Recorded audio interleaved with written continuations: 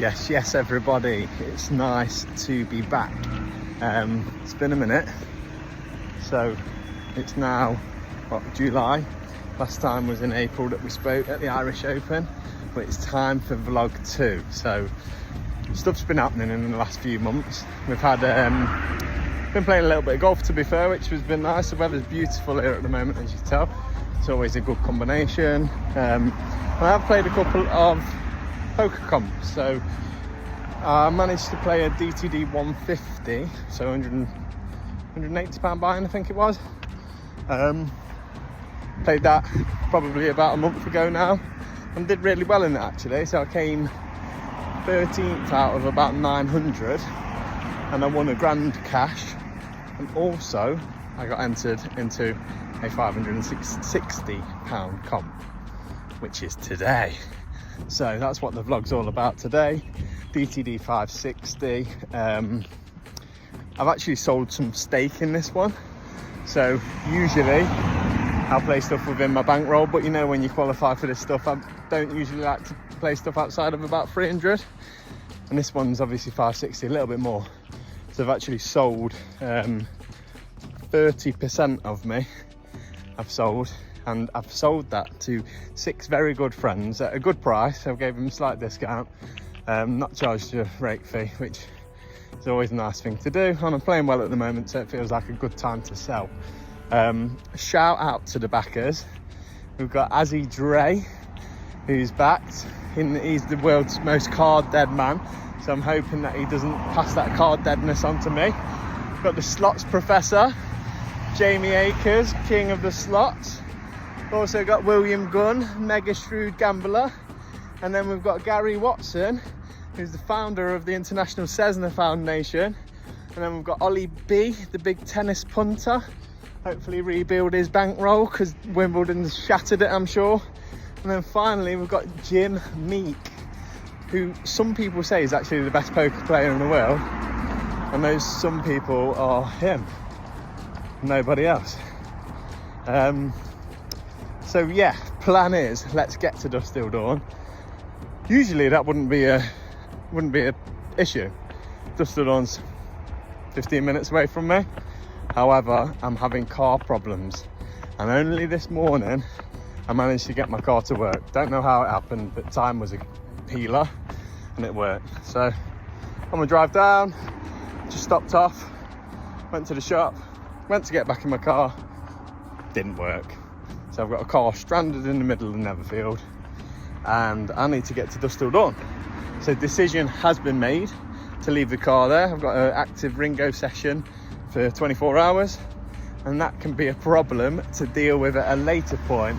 For now, I'm just walking to the bus stop, be able to jump on a bus into town and then get a little scooter over.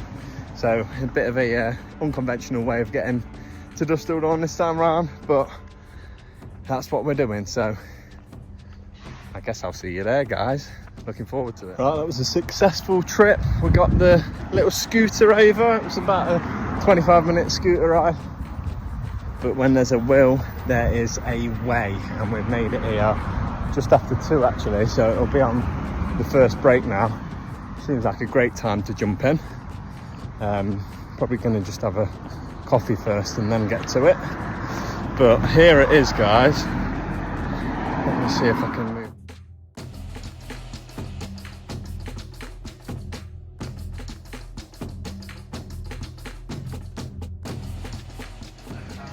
So actually here a little bit earlier than we thought we would be. There's still 25 minutes left of the first few levels.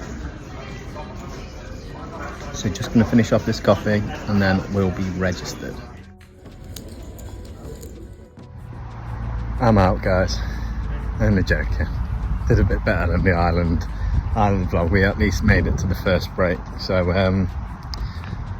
yeah, bought in, only played for what, half an hour or so, and on to break 1. I've got 85k in chips from 100k starting, so actually not a great 30 minutes. Table seems pretty soft. The guy to the right of me I've played with before. He is he's a good player. I remember him from the UK IPT mini event, and I think he final tabled it. And I remember he made some really big hero call. So just noting that one down. I think he's a good player, so I'll try and avoid playing against him where it's reasonable. And definitely not one to go after bluffing, because I know he's capable of hero calls. Everybody else though seems pretty soft. I had one hand of note, obviously, with me losing 15k. I'm sat in seat 5, which is never a nice seat. But third or fourth hand I got dealt pocket 9s, so raised up from under the gun +1. I got a call from middle position and the caller on the button, and then the big blind called as well. So the pot was about 10k, 11k, something like that. And then the board came 2-3-6 with 2 clubs on it. I didn't have a 9 of clubs. So I then bet on that flop 6k, 6 into 10, which is maybe an over bet, but it felt a little bit wetter than a normal 2-3-6 board would. I don't know why, maybe I just wasn't thinking. I could have definitely bet smaller and it probably achieves the same thing. Anyway, I got one call of the guy from the button called, everybody else passed. The turn then comes the 8 of clubs. I don't have the 9 of clubs. So at this point, I'm just trying to get to showdown really. So I check, he then bets 6k, and the pot's about 25k at this point. So it just felt like super cheap, but maybe it's just milky, isn't it? But it felt super cheap, felt like it's something that I needed to peel off. So I peeled anyway, so the pot's up to what, 30 plus k, 35k. And then the river comes the 4 of clubs. So to recap, the board is 2-3-6-8-4, with 4 clubs on there. I've got no club, and I did think about it, like, I can have the ace of clubs. I've raised pre, I've got more aces, and maybe it is a spot that I can bet, but surely if I'm going to be betting, I'm going to bet the turn, and I think I kind of gave up that option by checking the turn. So I check anyway, the other guy snap checks back, and he had pocket 3s, so he flopped the set, but he also had the 3 of clubs. Not that it makes much difference to the outcome of the hand, but yeah, so he had the low flush, but he'd flopped the set. So yeah, I don't know, 9s on a 2-3-6 board against the set, you're always going to lose a bit of money, aren't you? Lost an amount that I can handle. Apart from that, nothing's happened. So 85k, we'll be back at it in about 10 minutes time. But yeah, I thought I'd come outside for this video because it's so nice, the weather's so nice. Right, peace, catch you in a bit. I was joking last time when I said I'm out, but I'm not this time. Nearly made it to the end of that level, but wasn't to be. Basically, it all started with returning back to that level. Not good news. First stand I had ace 9 off. The guy raised not to the right of me, but the person to the right of him.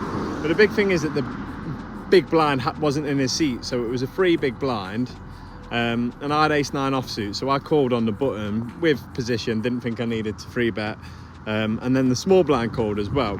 So then the board comes 2-6-9 with 3 hearts on it. I've got the ace of hearts. Small blind leads out. Original razor fold, so I just call. The turn comes the jack of diamonds, and then he bet 13k into 30k. So I'm getting the pot odds just to call. So I call. So now the pot's 56k, and I've probably got... Calculating. Buffering. Malfunction.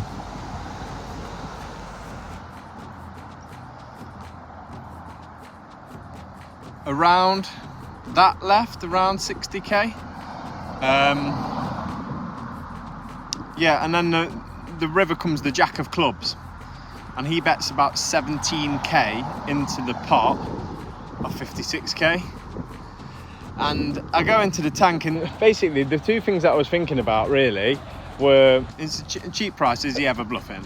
And I didn't know enough about him to say no, he's not. So I thought he could have some bluffs in there, even though the price was a bit weird. I also thought, can I jam all in? I've got the ace of hearts, right? Great blocker, so it's a good chance to do it.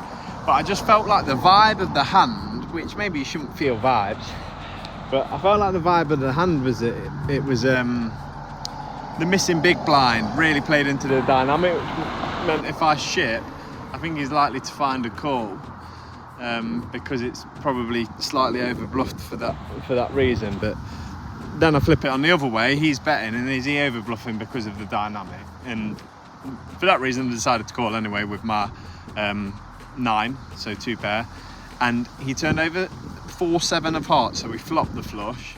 Then I go down to about 40k, nursed it and stuck around 50k for a while, and then I had a pot where I had ace 4 of clubs, and I raised from the button, and the big blind goes all in for 40k, which is about 20 big blinds after the small blind is called as well. Right, and I'm not usually thinking, right, I'm calling here with ace 4 of clubs, but the guy was a fucking nutter and he was doing loads of weird shit, and I was just thinking ace 4 is probably good a lot of the time here. I don't think he's got like a narrow range at all. I think he's got so many hands, and he'd only just gone short. I just felt like I was weirdly ahead of his range with ace 4 of clubs. So I call, and then the small blind folds, and the big blind has jack queen. So right call, but obviously the jack comes out. I think he actually ended up with a straight in the end, and that's good night Vienna. It would have been nice to win that, because it would have been back to starting stack. But what can you do? I made one call that was the wrong call, and I made one call that was the right call, and didn't get paid off for it. So there's always next time, but it was nice to do a little vlog. I'll have to do another one of a more local comp sometime soon. I don't know when the next one is on the horizon, but we're going to find one and we're going to get one in. But for now, ciao. I've got to go and sort my car out now.